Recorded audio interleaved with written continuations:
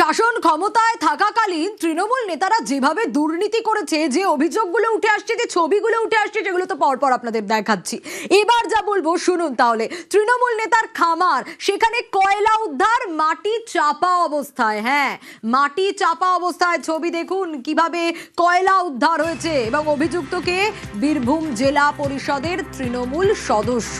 তার খামার বাড়ি লাগোয়া যে জমি, সেই জমি থেকে ঠিক এভাবেই কয়লা উদ্ধার হয়েছে। সুপ্রতিম রয়েছে আমার সঙ্গে। সুপ্রতিম, ক্ষমতায় থাকাকালীন যেভাবে দুর্নীতি করেছে তৃণমূল নেতারা, ভুরি ভুরি অভিযোগ, কিন্তু এবার এই অভিযুক্ত বীরভূমের জেলা পরিষদের তৃণমূল সদস্য, এত কয়লা উদ্ধার, ত্রিপল মাটি চাপা দেওয়া যে ছবি দেখতে পাচ্ছি। একদমই দেখো, যে ছবি আমরা দেখাচ্ছি সেটা হচ্ছে বীরভূম জেলা পরিষদের যে কর্মাধ্যক্ষ রয়েছে মর্জিনা বিবি, এটা তার বাড়ির খামার বাড়ির যে লাগোয়া জায়গা, সেখান থেকেই কিন্তু এই কয়লা উদ্ধার হয়েছে এবং এগুলো কিন্তু মাটি চাপা দেওয়া অবস্থায় ছিল। এবং গ্রামবাসীদের অভিযোগের ভিত্তিতেই পুলিশ কিন্তু সেখানে গিয়ে মাটি খুঁড়ে কিন্তু কয়লা উদ্ধার করেছে। প্রায় 7 টন মতো কয়লা উদ্ধার করা হয়েছে। এবং যেটা পুলিশ জানিয়েছে যে দীর্ঘদিন ধরে কিন্তু এই কয়লাগুলো এখানে ছিল। যদিও মর্জিনা বিবি যেটা জানিয়েছে যে এই কয়লা কিন্তু তার যে ইটভাটা রয়েছে, সেই ইটভাটায় ব্যবহারের জন্য কেনা হয়েছে কয়েক বছর আগে, কিন্তু কয়লা নষ্ট না হয় বিদ্যুতের জন্য, সেই জন্য মাটি চাপা দিয়ে রাখা হয়েছে। তবে তার সাথে একটা সমস্ত নথি রয়েছে, দরকার পড়লে সেই নথি তিনি আদালতে দেখাবেন। তবে যাই হোক, গ্রামবাসীদের একাংশ বলছে যে এই কয়লা কিন্তু অবৈধ এবং সেই কারণেই কিন্তু পুলিশ উদ্ধার করেছে।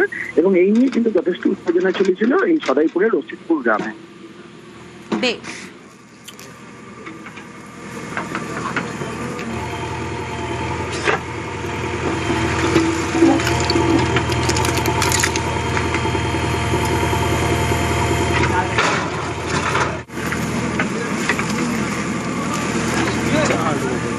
মর্জিনা বিবি কিছু না পেয়ে একজন মহিলা হয়ে তার স্বামীর দ্বারা যেটুকু এসেছে সেটুকু মাটির গর্তে নিচে ঢুকিয়ে রেখেছে এবং অবৈধ ব্যবসার সঙ্গে যুক্ত।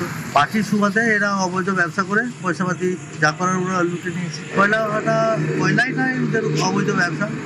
সেন্ট্রাল গভর্নমেন্টের যেহেতু সম্পত্তি, সেগুলো লুটে খেতে হবে, এটাই তো ছিল তৃণমূলের কালচার। ওরা চুরি করবে, অস্বীকার করবে, চুরি করবে, অস্বীকার করবে।